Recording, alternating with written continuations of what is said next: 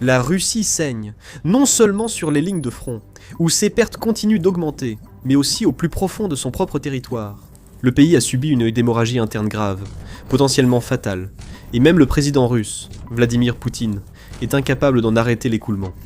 En fait, il aggrave activement la situation, entraînant son pays plus profondément dans l'abîme, plongeant lui-même et son peuple dans une crise dont il pourrait ne jamais sortir.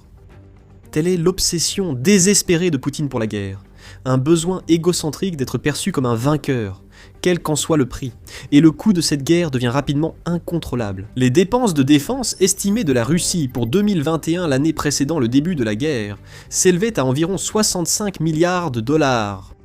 En 2022, l'année de l'invasion, ce chiffre a grimpé à plus de 102 milliards de dollars. En 2023, il approchait les 110 milliards de dollars, et en 2024, il atteignait presque 150 milliards de dollars. Ce chiffre à lui seul était extraordinaire, mais Poutine était encore désireux de le faire augmenter. Ainsi, en 2025, la Russie a dépensé près de 200 milliards de dollars pour son armée. À ce moment-là, les signaux d'alarme économique ne faisaient pas que retentir. Ils résonnaient bruyamment dans les rues de Moscou pour que tout le monde puisse les entendre. Le pays consacrait une part croissante de l'ensemble de son budget à la défense, privant ainsi les autres secteurs de soutien. Pour aggraver ce problème, l'Ukraine avait lancé une campagne intense de frappe en profondeur contre les infrastructures russes, visant précisément les nœuds qui contribuaient le plus à l'économie du pays, comme les raffineries de pétrole. La croissance économique chutait, le budget était sous pression, et la banque centrale peinait à contenir l'inflation. À ce stade, même les responsables du Kremlin qui, d'habitude, suivaient la ligne officielle et disaient au public que tout allait bien, ont été contraints d'admettre que le pays se dirigeait tout droit vers une catastrophe financière à moins qu'un changement n'intervienne. En conséquence, en juin 2025, Poutine a promis que les dépenses de défense seraient réduites pour 2026.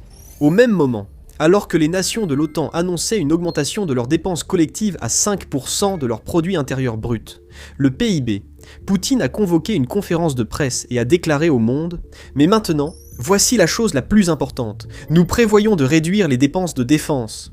Pour nous, l'année prochaine et l'année suivante, sur une période de 3 ans, nous prévoyons cela. » Il a poursuivi, en notant que les ministères russes de la défense, des finances et de l'économie allaient tous dans cette direction.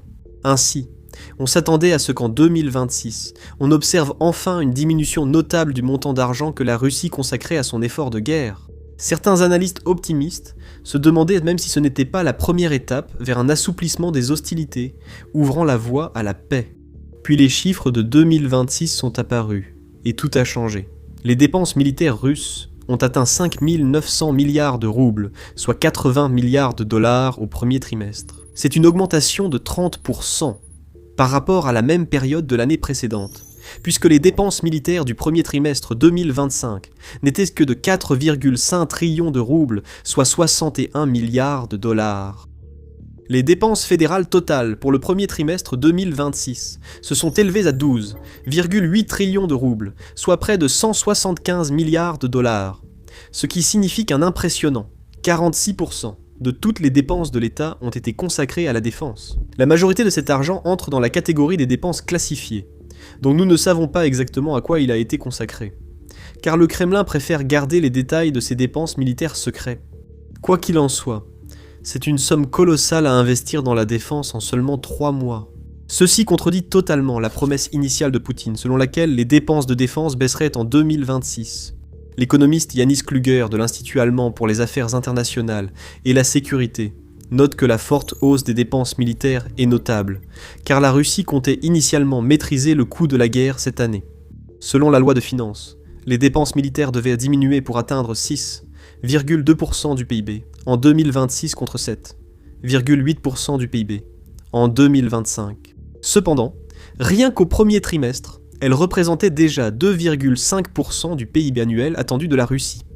En d'autres termes, si la Russie continuait à dépenser au même rythme pour le reste de l'année, elle dépasserait facilement son objectif déclaré de 6,2% du PIB, et pourrait même atteindre un chiffre impressionnant de 10% du PIB annuel.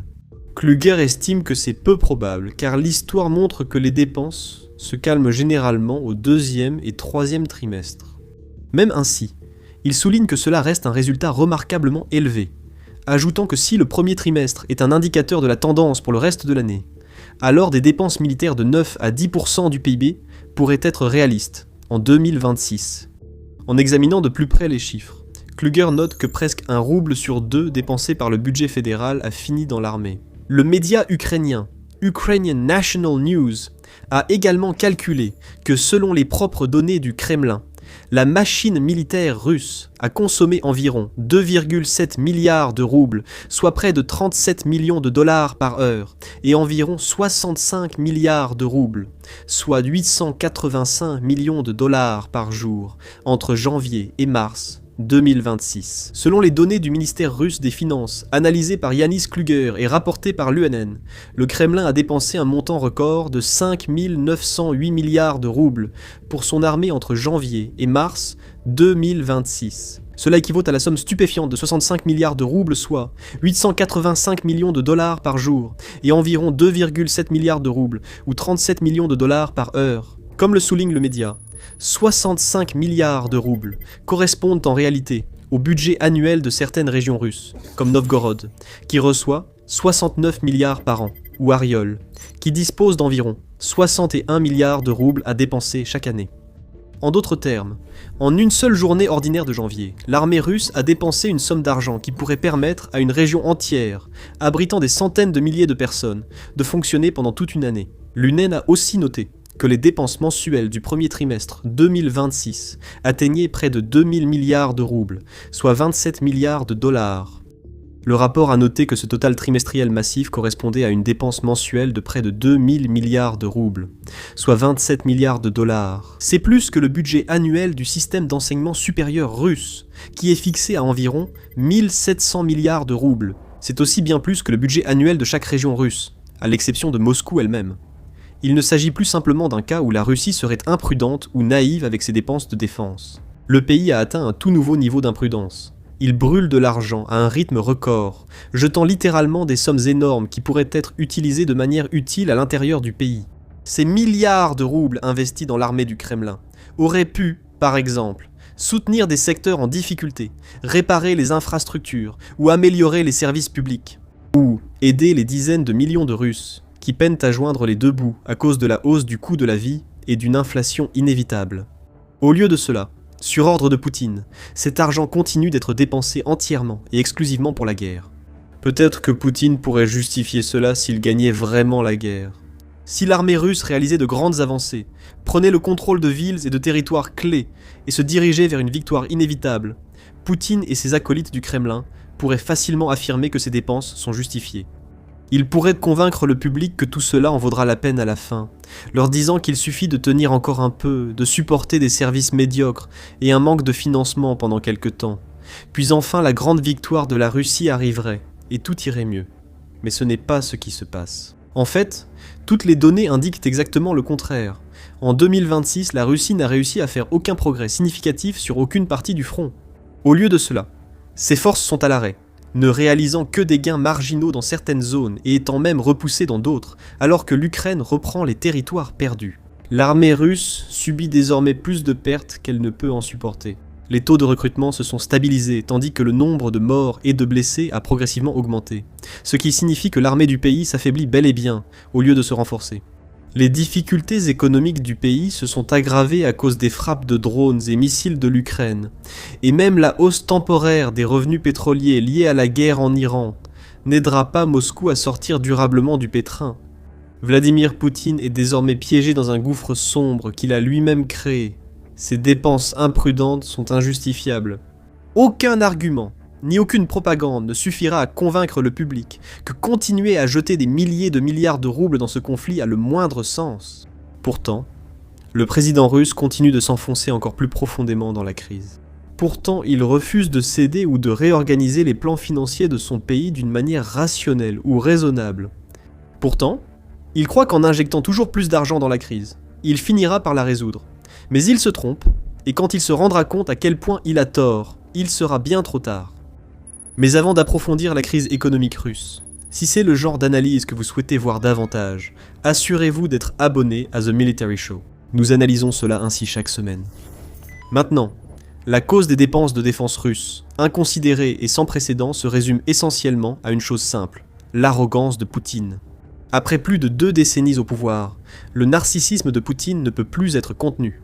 Il se considère comme le plus grand dirigeant de la Russie, et croit qu'il entrera dans l'histoire comme l'équivalent du XXIe siècle de Pierre le Grand. Il croit qu'il laissera un héritage remarquable dont on parlera pendant des générations, que les enfants russes de demain étudieront et célébreront son incroyable leadership longtemps après sa disparition. C'est une des raisons pour lesquelles il a envahi l'Ukraine. N'étant pas satisfait de l'extraordinaire pouvoir et de l'influence qu'il possédait déjà, il a décidé d'en prendre encore plus, volant des terres et des ressources à une nation voisine et élargissant les frontières de son empire. Il pensait que ce serait facile. Il s'est lourdement trompé. Après des années de combat, il sait que cette guerre marquera sa mémoire. Tout ce qui s'est passé avant n'a plus d'importance, car la guerre avec l'Ukraine est devenue si grande, si coûteuse et si accaparante que cela définira son héritage d'une manière ou d'une autre. C'est pourquoi l'ego de Poutine ne lui permettra jamais d'accepter la défaite. Il ne fera pas ce qui est raisonnable ou logique. Il n'admettra pas les pertes de la Russie, n'acceptera pas que cela ne se soit pas passé comme il voulait, et ne partira pas. Même si ce serait de loin la meilleure chose qu'il pourrait faire pour son peuple, même si cela sauverait d'innombrables vies et permettrait enfin à la Russie de commencer à se reconstruire et d'investir l'argent là où il est vraiment nécessaire, par exemple dans l'éducation, la santé et les infrastructures. Même si ce serait le signe d'un véritable grand dirigeant d'avoir l'humilité de reconnaître son erreur, Poutine ne le fera pas, parce que cela ruinerait son héritage. Cela briserait l'image qu'il a mis des années à construire. Cela le consacrerait non pas comme le grand stratège militaire qu'il prétend être, mais comme un échec abject, incapable de vaincre même un adversaire bien plus petit malgré l'une des forces militaires les plus puissantes du monde. Il ne peut pas laisser cela se produire, alors il fait la seule chose qu'il puisse faire. Il consacre une part croissante du budget national, déjà sous pression, à la défense. Bien que nous ne sachions pas exactement comment les milliers de milliards de roubles sont dépensés, une grande partie de cet argent sert probablement à faire tourner en continu les nombreuses usines de défense du pays, comme c'est le cas depuis des années, à assembler davantage de missiles, de drones et d'autres armes de guerre pour frapper les villes, les localités et les fortifications ukrainiennes de première ligne. Désormais, une grande part des dépenses de défense russes irait aussi au recrutement. Comme indiqué précédemment, le pays a désormais du mal à recruter suffisamment de nouvelles recrues pour reconstituer ses effectifs, subissant une perte nette du nombre total de soldats. En 2026, Moscou devient donc de plus en plus désespéré, offrant de plus grandes incitations financières, menant des campagnes de marketing militaire trompeuses et accentuant la pression sur les gouverneurs régionaux pour recruter de nouveaux soldats par tous les moyens. La Russie doit aussi verser d'importantes sommes aux familles des soldats morts au combat, et avec des responsables ukrainiens rapportant qu'environ 35 000 Russes sont tués ou blessés chaque mois, le coût des indemnisations du Kremlin ne cesse d'augmenter. Une partie du budget de la défense est également détournée vers des destinations comme la Corée du Nord et l'Afrique, alors que Moscou se tourne vers d'autres nations pour l'aider dans sa campagne militaire. Rien de tout cela n'apporte les résultats attendus là où c'est crucial, sur les champs de bataille en première ligne. Et donc, les dépenses continuent, les investissements se poursuivent, malgré l'absence totale d'utilité ou de rendement. Cependant, il faut noter qu'une autre explication au rapport de dépenses scandaleux de la Russie pour le premier trimestre 2026 est possible. Dans son blog Ruslanomics, Yanis Kluge explique que le ministère russe des Finances aurait reporté sur cette année des dépenses militaires prévues pour 2025 pour éviter de dépasser le déficit prévu l'an dernier. En d'autres termes, les comptables du Kremlin ont peut-être simplement décidé de recourir à une petite astuce économique, en déplaçant certains chiffres des rapports de 2025 vers 2026, afin de rendre les dépenses totales de 2025 un peu moins absurdes. Kluger avance plusieurs raisons principales pour expliquer cela. Tout d'abord, il souligne qu'entre septembre et novembre 2025, les dépenses du budget fédéral de la Russie étaient très loin des prévisions. Il a estimé que si les dépenses continuaient au même rythme, le déficit budgétaire du pays serait presque un point de pourcentage plus élevé que prévu, atteignant 3,5% du PIB au lieu de l'objectif affiché par le Kremlin de 2,6%. Cependant, au final, le déficit budgétaire fédéral pour 2025 a bien été enregistré à 2,6%. Cela ne semblait pas correspondre aux chiffres récents de l'année. En examinant de près les rapports financiers du Kremlin, Kluger a remarqué que les dépenses de décembre étaient anormalement basses, bien en dessous du niveau habituel. Enfin, l'analyste financier a noté que les données détaillées des dépenses du quatrième trimestre de 2025 révélaient qu'il y avait très peu de dépenses classifiées vers la fin de l'année. Encore une fois, cela ne correspondait pas au premier 6 mois de l'année, ce qui a amené Kluger à conclure que le Kremlin avait peut-être reporté ses dépenses au début de 2026 à la place. En conséquence, à cause de ce qu'il qualifie d'acrobatie comptable du ministère des Finances, Kluger note que le rythme réel des dépenses en 2026 n'est pas aussi élevé que ce que suggèrent les données du premier trimestre. Il a également suggéré une autre théorie possible. La Russie pourrait avancer ses dépenses militaires en 2026, en effectuant de nombreux paiements importants dès le début de l'année, dans l'intention de dépenser beaucoup moins lors des trimestres suivants.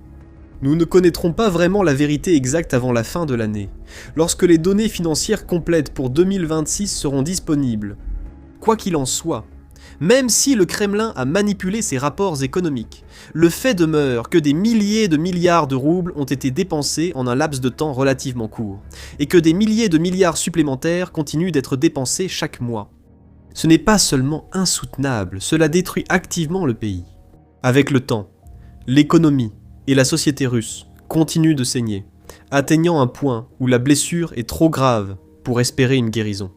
Les responsables financiers du Kremlin disent pratiquement la même chose dans leur dernière déclaration.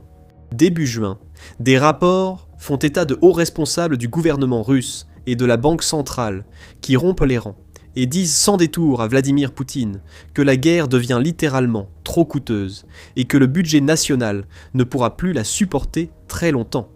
Ils ont affirmé que le déficit budgétaire national atteint des niveaux dangereux, exhortant le gouvernement à réduire ou économiser sur les dépenses militaires pour alléger cette pression financière. Les données leur donnent raison. Des documents gouvernementaux ayant fuité montrent que les dépenses militaires prévues pour 2026 seront d'au moins 2000 milliards de roubles, soit 28 milliards de dollars de plus que prévu. Ces documents incluaient aussi des avertissements clairs du ministre des Finances, Anton Siluanov, affirmant que le gouvernement devra geler d'autres dépenses pour combler le déficit. Il a affirmé que le déficit du pays pourrait atteindre 4000 milliards de roubles, soit 56 milliards de dollars dans les années à venir, si la situation ne change pas. Même les pays les plus riches et les plus économiquement stables du monde auraient du mal à soutenir ce niveau de dépenses insensé, car il grève le budget national et alourdit le déficit. Et la Russie est loin d'être stable en ce moment. Son économie ralentit. La croissance du PIB de la Russie est passée en territoire négatif au premier trimestre 2026, et les prévisions annoncent une croissance nulle pour le reste de l'année, 2026 même, en tenant compte de la hausse temporaire des prix du pétrole provoquée par la guerre en Iran. En d'autres termes, tous les signes indiquent qu'une situation déjà terrible va empirer de façon significative. Mais Poutine continue d'ignorer les experts, alors que Siluanov avertit que les réserves ne sont pas infinies. Poutine et ses responsables de la défense résistent, préférant chercher des économies dans d'autres domaines, rogner ailleurs et rendre la vie encore plus difficile pour la population russe, plutôt que de faire la moindre coupe, même minime, dans le budget militaire. C'est une approche insensée et myope, et plus elle se prolonge, plus la crise s'aggravera, certains responsables de la Banque centrale allant même jusqu'à prévoir une récession d'ici la fin de l'année. Vous pouvez maintenant en apprendre davantage sur les turbulences économiques de la Russie dans cette vidéo, qui montre comment même les responsables de l'État ont commencé à se retourner contre Poutine. Sinon, regardez cette vidéo pour découvrir comment le contrôle de la Crimée par la Russie pourrait toucher à sa fin, alors que l'Ukraine fait d'importants progrès vers la libération de cette péninsule, qui lui a été arrachée de force en 2014. Pour recevoir des actualités et analyses militaires récentes, abonnez-vous à The Military Show Today.